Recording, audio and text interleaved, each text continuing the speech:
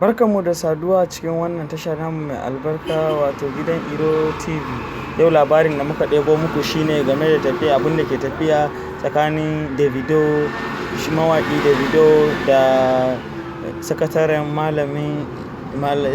malaman Izala na ƙasa wato Sheikh Kabiru Gombe. A lokacin da so gurfanar da shi a gaban kotu kenan. Bayan gurfanar da shi jim kaɗan bai daɗe ba, yanzu fitowarmu daga kotun an tafi hutun wani lokaci zuwa nan da sati biyu za a ji ya za ta kana. Kafin nan dai ku ji abin da yake tafe, kafin nan dai ya kamata ku ji abin da ya wakana tsakanin lauya da lauyoyin shi Davido da alƙali mai sauraron ƙara. Da farko dai an gurfanar da shi mawaƙin musician na Nigeria, shahararren mawaƙin nan Davido, sakamakon yin ɓatanci da ya yi ga addinin Islama. Ɓatancin da ya yi shine ya yi yunƙurin gwada yanayin yadda ake rawa a cikin masallaci da kuma yanayin zaƙin rawa yadda yake zai iya ratsa ko mai sallah. To an gurfanar da shi a gaban kotu ne da wannan koken akan cewa yana so ya ɓata wa addinin Islama suna. So yanzu dai abin da yake tafiya, alƙali ya saurari ƙara, an saurari ƙara, an shigar da ƙara ta zauna. So yanzu abin da yake tafiya dai shine babban abu dai, shi alƙali ya ce abin da ya yi gaskiya bai yi adalci ba.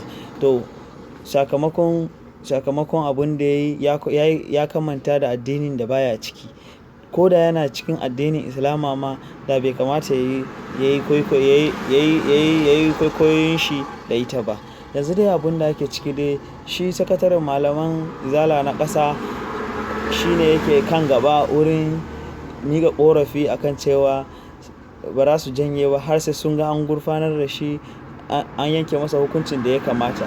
Ba da daɗewa ba kotu ta duba menene Davido yi, sai aka kunna mata bidiyo gashi nan musulmai ne suna cikin yin ibadunsu, sai suka ji ƙarar rawa, sai suka bar ibada, sai suka koma rawa.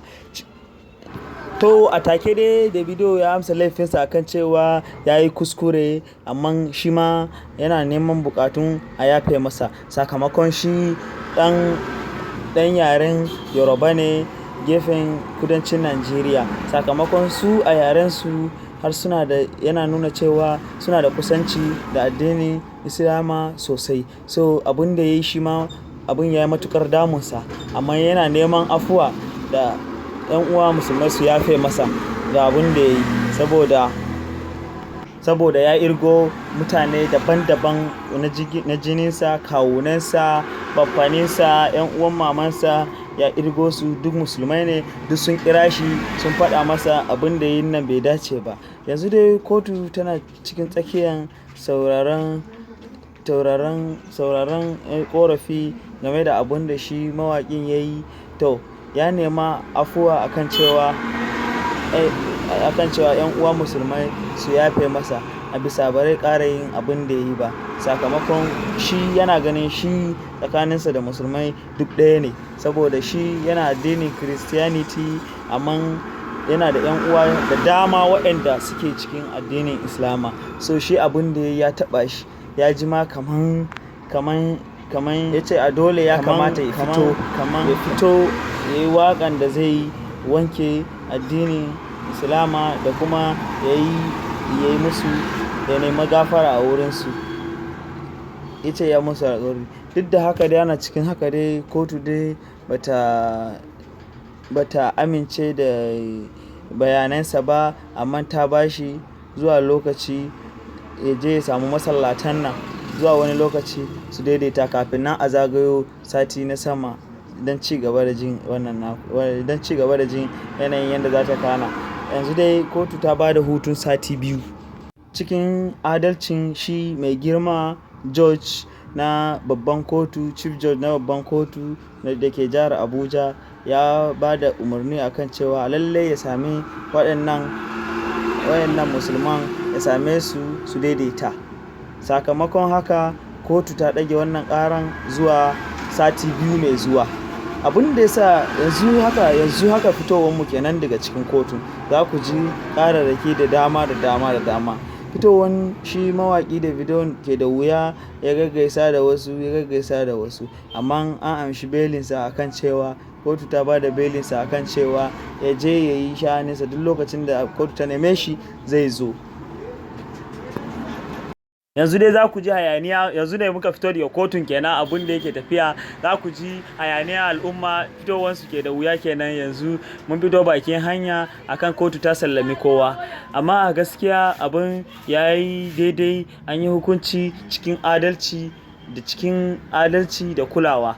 Ko da za ku ji wani abin da yake wakana a nan gaba kaɗan, sai dai kash, amma fa shi wannan gayin bai samu ya shigo da shi yaron gidan nashi ba.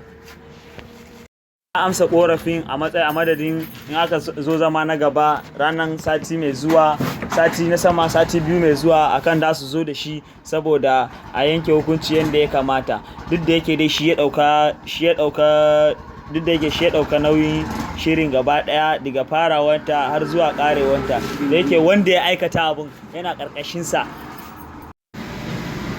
Cikin amincewan sakataren malamai na ƙasa wato Kabiru Gombe yake cewa to su sun amince, amma lalle sati biyu masu zuwa na sama in za su sake zama a lalle walalla a zo da asalin yaron da ya yi waƙa. To yanzu dai abin da ake ciki dai sun amince akan cewa za su zo da shi. Lalle yaron sakamakon abin da ya hana ba wani abu bane yanzu dai muna gaban kotun bayan an tashi alkali ya sallame mu. To ɗaya daga cikin korafin da su Davido suka faɗa, abin da ya hana shi saurari halartan gaban kotu, sun faɗa sakamakon baya nan ya yi tafiya mai tsawo, amma cikin yardan Ubangiji zai iya dawowa zuwa kafin kotu ta buƙaci zama na biyu, ma'ana sati biyu masu zuwa. Yanzu dai hakan da kuke gani mun fito ga suna al'umma suna nan suna ta fitowa, al'umma sun halarta fiye da yadda ake tsammani. Mutane da dama sun je sauraron ƙaran, kuma an yi sa cikin lafiya, an ƙare lafiya.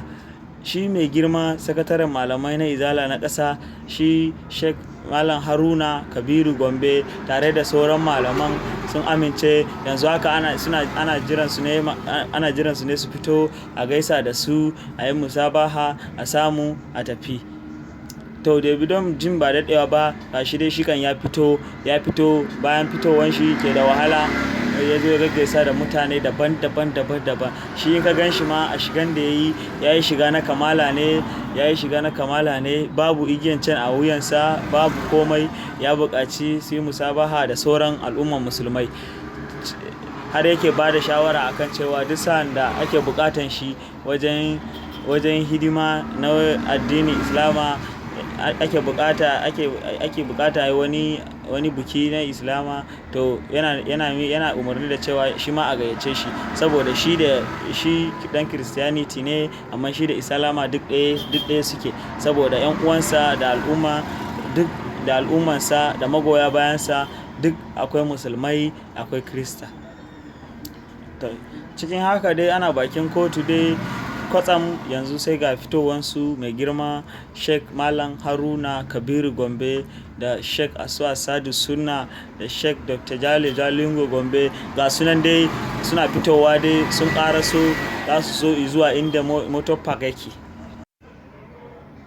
Isowarsu ke da wahala, suka iso sai gashi suka iso su da wahala, suka ɗaga kowa hannu, shi ma wanda ake ƙara wato mawaƙin nan na musician Davido, shi ma ya je ya runsuna kenan zai gaishe su, suka ɗaga shi ba haka ba, suka nuna masa dai komi dai ɗaya ne dai, amma dai abin da ya yi ya tabbatar da ya yi kuskure. Suka masa nasiha bayan fitowa kotu, suka masa nasiha a matsayinsa na ɗan uwansu, ɗan Najeriya, ɗan ƙasa wanda ƙasa ta hada ɗaya,